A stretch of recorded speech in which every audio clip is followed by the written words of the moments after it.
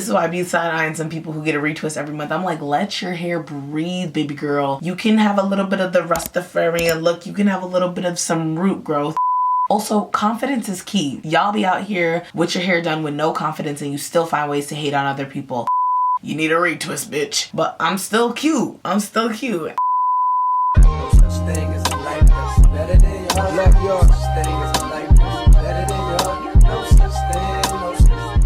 Jumbo everyone, welcome back. And in today's video, I'm going to be talking about, they're called locks, not dreads, and kind of the history behind black hair, essentially. I know I said for the month of February, I was going to be kind of doing a Black History Month type of series. So it first started off with the demise of the Black community and how COINTELPRO and the Black Panther Party played a part in that. So then after that, we have the attack on Black fathers and the popularization of the one-parent household. Then slavery was never abolished, and that was also talking about the prison industrial complex. And then I just recently made a video talking about the modern day welfare queens, Amy Klobuchar, We Need to Talk. And in today's video, I think this is going to be kind of concluding on the Black History Month series. And this is where I'm talking about why terminology is so important when it comes to black hair and why they're called locks and not dreads. So without further ado, let's get started. I don't know what happened to my camera footage. Like literally today, I was going to, edit my video before I have work and the footage isn't here. And it's very convenient that I just got a retwist yesterday. Like, can we talk about it? I did kind of modify it a little bit because I told my loctician I don't want too much up, and she put a whole bunch up, so I just had to recently put it down. But I think this style eating, I'm trying the side bang, not the banging, but I really wanted to try out a girly look because I'm going to Florida.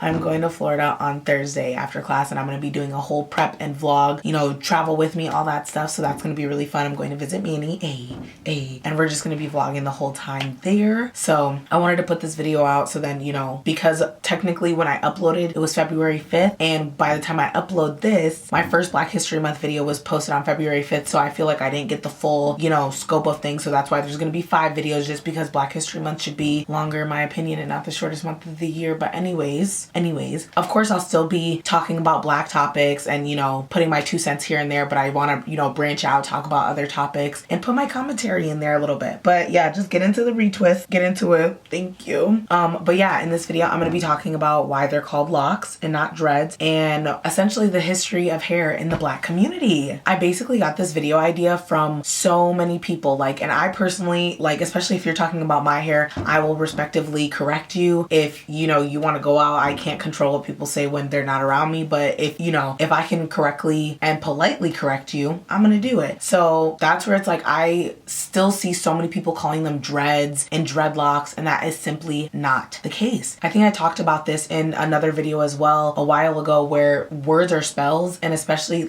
we have to be so important on why certain terminology was used back then and how it still trickles into today's time. So to basically just do a very vague explanation, obviously we're going to talk about it more in the video, but why locks were called dreadlocks back then is because white people thought that it was dreadful the way that we wore our hair. Obviously there were still other, coins and terms and all that stuff that people used to call locks, dreadlocks, and it wasn't an offensive term back then, but we have to think of the history of things and how a lot of the times that, things that we would call ourselves and just other words back then just simply isn't the same now, and we have to be mindful of it because, like I said, words are spells. To also say it simply, Black people have been rocking locks for centuries, especially this type of hairstyle.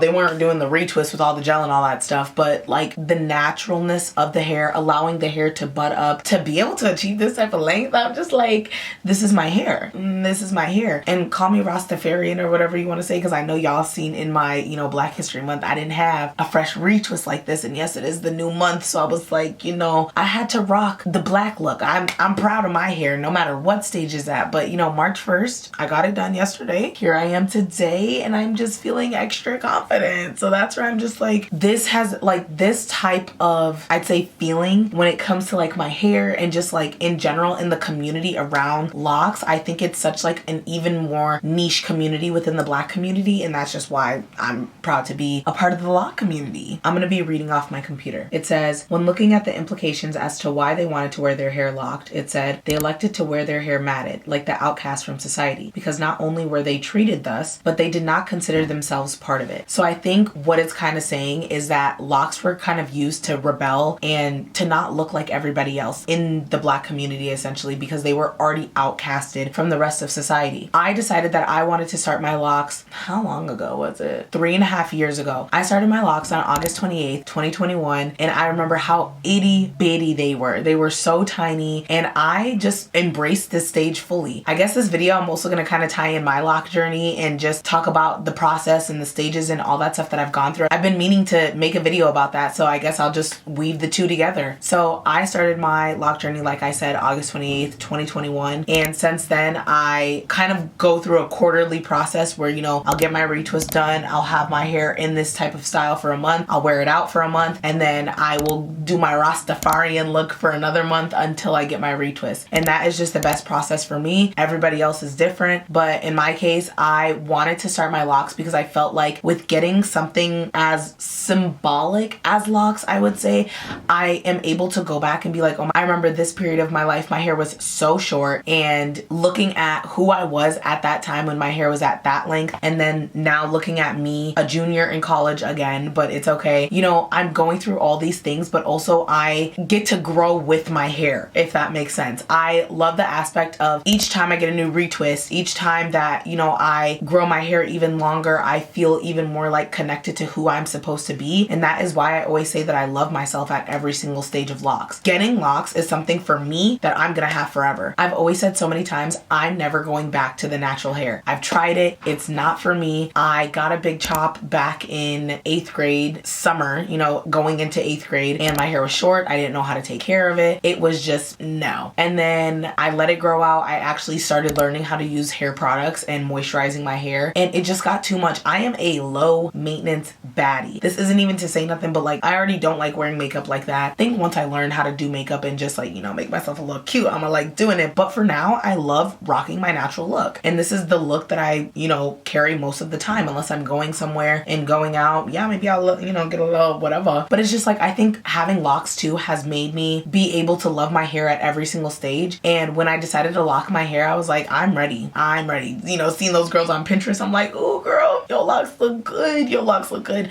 Let me do the same. And now here I am 3.5 years later. The length is crazy. Like my locks are like down here, like down to my boob, but obviously with getting 2-strand, it shortens it up a little bit, but like my hair is still long in 2-strand. The bob is also, not the bob, the side bang is also something new that I'm trying because I tried it once and I was like, I look cute and I want to look feminine too. So we got the side bang and I'm just rocking me. I just love my locks. Like that's all I really have to say. And I think that's kind of the journey that people fall in love with is like, you know, you look a certain way, your locks haven't buttered up, they're not long, they haven't dropped. And then once you really get into it, it's like you see yourself grow with your locks. And I think that's why I personally love my locks so much. And I've always said like, oh, if I ever restarted my locks, I'm never restarting them. Never. I like the length. I like the parts and all that stuff. I think I started them how exactly they would. I've always thought about sister locks, but like, I don't think I could restart my lock phase again. If I did by some whatever, then I did, but I just don't, you know, I love my locks. Yay.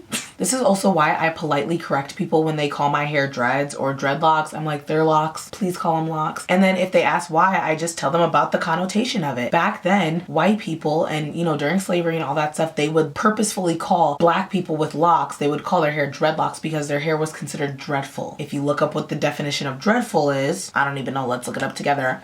The definition of dreadful is causing or involving great suffering, fear or unhappiness, extremely bad or serious, extremely disagreeable, and used to emphasize the degree to which something in the case, especially something regarded with sadness or disapproval. I think that last definition, I'm going to read it again. Used to emphasize the degree to which something is the case, especially something regarded with sadness or disapproval. It's the disapproval. They didn't agree with our hair because we was rocking that shit. And I think that's also like why a lot of the times during slavery, we see a lot of black women have really short hair. We'll get into, you know, braids later on, but they have short hair because they simply didn't have the products to properly manage black hair. That's why a lot of the times during slavery, you had to see slaves, you know, use different products and figure out how are they going to take care of their hair at the same time, not make it so extravagant to the point where, you know, white people get jealous and they don't like black women have anything. Because what is that other law? Oh my God, hold on. There's another law that literally white women got so mad that black women's hair was out and all that stuff that they made them cover it up and wear a headscarf. And then they got mad when black women started dressing up the headscarves. Like, what do y'all, I'm looking up that law real quick. How do you say that? Tignon? I don't know how to say this. Tignon.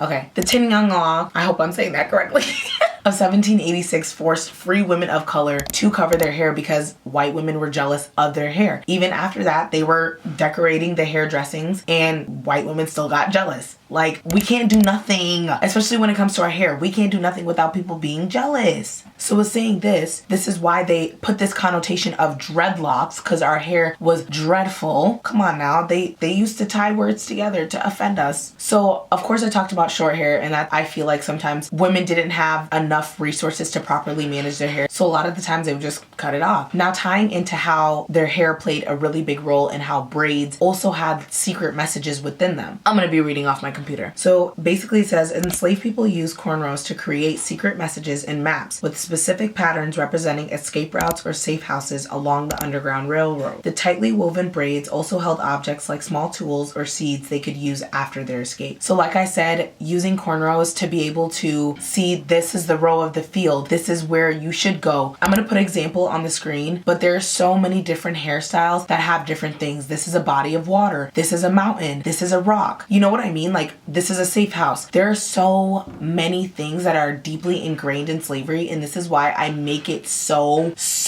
what is the word? This is why I make it so just, it's on the tip of my tongue. I hate when this happens. Just so prominent. This is why I make it so prominent within all my videos that everything is rooted in slavery. Everything. This is exactly what I'm talking about. Black women were so smart back then that they literally knew that we could use our hair as maps to be able to escape slavery. Like, give them their tea. Like, come on now. So we can see how with black women using cornrows and braids and different styles within their hairs to be able to escape slavery, they had to deal with the Tignon Law of 1783, and then all the way up until Emancipation Proclamation, and even after that, they were still using their hair as a way to express themselves. No, my camera's dying. I'll have to be back, y'all. Ugh. Okay, let me stop fucking around because I got to do stuff before work, aka edit this video. Okay, we're back. I charged my camera for a little bit, and let's get back into this video. So I think the last part I was talking about was just how resourceful black women have been when it comes to their hair and different ways of managing it. When going throughout history, we see like the flapper era where it was pixie cut and short hairs, and then as we go through the centuries, more like the 70s and the 80s, we see the afros. In the 90s, we see a lot more box braids and different types of braids, and then in the 2000s, it's kind of like straightened hair, wigs, leave-ins, and then now in the 20th century, aka like the 2020s, I would say that it's versatile with a lot of different hairstyles. Definitely braids are making a lot bigger comeback, and wigs, just a lot of things, okay? We are in so many different niches in the hair community, and that is why I love being black, because we're able to do so many things with our hair, especially with hair texture and the curls and the different textures of hair that we're able to see. I just think it's so rewarding, and I love being black. So obviously with going through that whole little chronological history, it even says right here, braids fell out of style after the emancipation, with plaits and cornrows being swapped for straightened styles that fit the mold of European beauty standards. It wasn't until the Black Power movement of the 60s and 70s that braids became popular again, with many Black Americans embracing their natural hairstyles and African heritage. So even just like tying this back into slavery, I'm going to read a couple of the bullet points that I have here on my script. Unless their head was shaved, this was the one way that they could communicate with each other in order to escape and live a better life. Even the term cornrows is historic, and then looking up the term of cornrows, it originated somewhere between the 16th and the 19th centuries in colonial America and was named after an agriculture field that many enslaved people worked. In the Caribbean, they are sometimes referred as cane rows. The hairstyle can be linked back to times where slaves were forced to work in sugarcane fields. Slaves also did this to avoid the messages getting into the wrong hands and risk of being caught while escaping. A particular number of braids could indicate possible escape routes or even used to signal a meetup time without drawing scrutiny. Slaves would also hide bold fragments and seeds to give the wearer some nourishment while escaping. So like I said, just tying it all back into slavery, a lot lot of the stuff that slaves have endured and things related to their hair stems in slavery. This is literally how they were able to escape slavery and even be able to be free with their hair, except, you know, in 1789 with the Tignon Law. But other than that, this is why I talk about why history is so important and learning the root of the history instead of the whitewashed version on what y'all want to choose to believe. Now tying this into the attack on black hair, this is where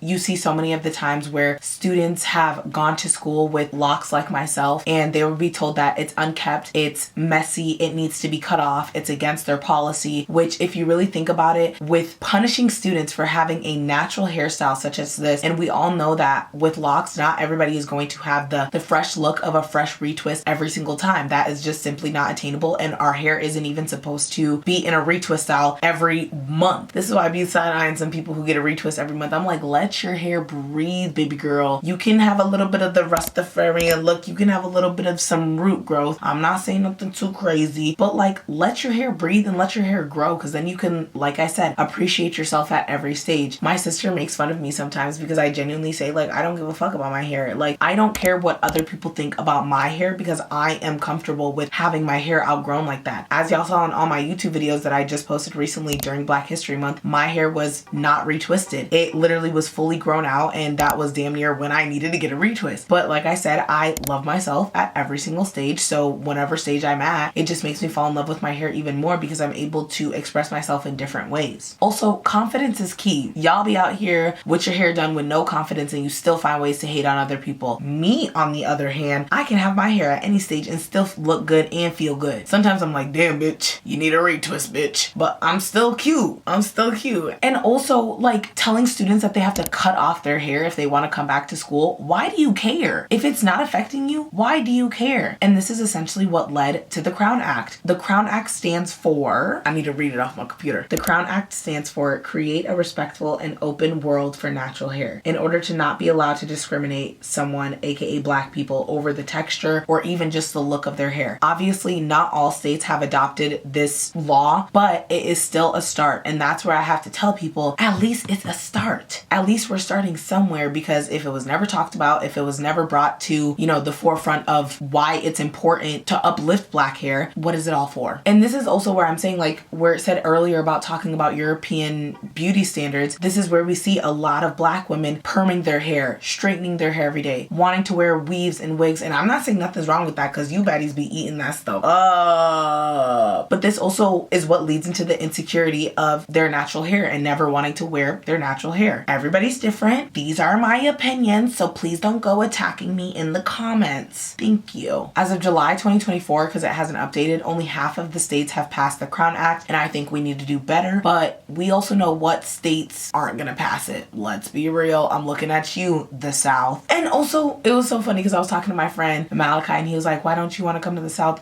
so I can get called an N-word? But also at the same time, the laws don't apply to me. I like being up here in the North, because in the South, y'all be discriminating against black people a little too much, so I'm happy here in the North. So I also just really wanted to talk about what one of my mutuals did as a photo shoot for Black History Month. It was essentially called Hair Story, and talking about the history between black hair. And I think with showcasing the Bantu knots and the cornrows and the different styles, I think it just overall emulates what I'm essentially talking about in this video, and why it is so important to not only keep that type of history alive, and we're still doing what our ancestors want to do, which is continuing to raise awareness to black hair. The history of black hair has always been scrutinized, and just texturism and colorism, and you have to have this hair and this hair and this hair, and the upkeep and how much money it costs, and Miel products, and white people buying black people hair products so then it makes our hair fall out. Like, this is what I mean by the sabotage of black hair. Like, y'all never liked it in the first place. That's why we see all these controversies coming out now of, you know, Miel. Literally, once she sold it off to the white people, now they're putting all these weird ingredients in to kill us. Also, don't even get me started. Don't even get me started, because this isn't even in my script, so I'm going off script. But also just the fact that so many of these hair products towards black women have carcinogens in it. The perms, even the braiding hair now is being exposed. Different products that we have used for so many years. Oh yeah, has carcinogens in it. Sorry, nope, you can't use that no more. And I think this is why I'm so keen on just having locks and leaving my hair alone. Because not only do I love my locks, but also I feel like I have, you know, the hair color that I want. I've always thought about dyeing my hair, but I would never dye my hair because it is so hard to get back to with your natural hair color, and especially with, you know, the little highlights I got, I'm not risking that. So yes, I've thought about dyeing my hair in the past, but I just personally feel like I wouldn't want to do that to my locks. Would I eat down? Yes, but it's not worth it, so I'm not gonna do it. Also, I can't even dye my eyebrows because I literally have my eyebrows tattooed, so there's no, you know, being all quirky and whatever. I'm just gonna be me. This is real, this is me, I'm exactly where I'm supposed to be. But saying this in a sense of why I feel like I'm such a low maintenance person, I feel like every single day it comes out with this product in the Black community has been sabotaged in some type of way to, you know, kill Black people off. And this just seems like what I was talking about in my last video. Was it my last video? I think I was talking about they clone Tyrone and they put it in the chicken. Yeah, well, they're putting it in all the hair products. So if I will go and get my retwist once every 3 months, once every quarter, I become a new bitch. I have a new evolution every 3 months. You know, I'm able to do these cute little styles and still eat down. That's all that matters. So to all the women who want to do their extravagant hairstyles, you do you, Bookie, but they're called locks. They're not dreads. They're not dreadlocks. They are called locks. Please remember that. I also just love the versatility of locks and how I was in it for the long haul. If you are an impatient person, locks are not for you. Because it was so funny. I was like scrolling through, showing my loctician. I'm like, which style should I do? Which style should I do? She's like, girl, you're being too indecisive right now. And then she was like, a lot of these girls have weave. That is not their real hair. That is not locks. I'm like, why are y'all getting me like that? But this is 3.5 years of being patient, being consistent, you know, keeping up with my locks, and I just love them so much. So remember, they're called locks, not dreads, not dreadlocks, because why? White people put that connotation on our hair to make it seem like, you know, they're dreadful, and they're not. Also, locks are kind of like I said, a little niche category in the Black community, and it's like, if you're locked in, we're locked in. If I could find a Black man with locks, that would be ultimately my, you know, and then all of our children have locks. Like, I want a lock family. I want in 15 years time, 20 years time, when I look back and I say I want to lock my children's hair, I will be locking my children's hair once they're, you know, whatever, but I will be locking their hair. And I want to have a lock family. That's all I gotta say. That's all I gotta say. Yeah, so just talking about my mutual real quick, tying that back in, I think that representing that type of history in those pictures, and also Abby 8, my bae Abby 8, period, look at her. Look at her, I'm gonna be putting the pictures here, period. Abby 8. But just like the photo shoot 8, everybody who was in that, y'all 8. So I just wanted to highlight that real quick. I was supposed to do an interview with her, but unfortunately we busy as people and schedules are conflicting, so we were not able to meet up for that interview, but it's okay. Everything in divine alignment. Hopefully I'll be able to do something in the future regarding, you know, that type of stuff, because that's ultimately what I want to get into. But I have so many exciting things, and I think like everybody goes through this kind of like winter depression, and that's how I've been feeling. I'm like, where is the sun at? But it is March now, and so many good things are about to happen. I'm ready for this summer. I'm ready to be making my money. I'm ready to pay my car off. I'm ready to just live my best life. So if y'all aren't ready for the prep vlog, and I'm gonna just say it real quick, a lot of the times why I film my prep vlogs is because I love seeing what I'm doing before and how I traveled to that place to show y'all traveling alone really ain't that scary. You make it scary. And I wanted to get the DGI, but I'm gonna be financially responsible and not get it just yet. I'm gonna save up a little bit more and be responsible and not be poor while on the trip, because, you know, your girl has bills to pay. So we're gonna be smart with our money. We're gonna have to do one more trip on the Canon M100. It's okay, because that camera has literally, you know, brought us this far. Later on in the summer, you will definitely see that DGI footage. I'm saying it right now. That's all I gotta say. We just gotta be patient and get our money up. And that's what we're about to do. Okay, I think I've ranted for long enough. Anyways, check out the fresh retwist. I know you see it. I know you see it. I hope y'all enjoyed this video, and I'll see you on my next one. Bye, y'all.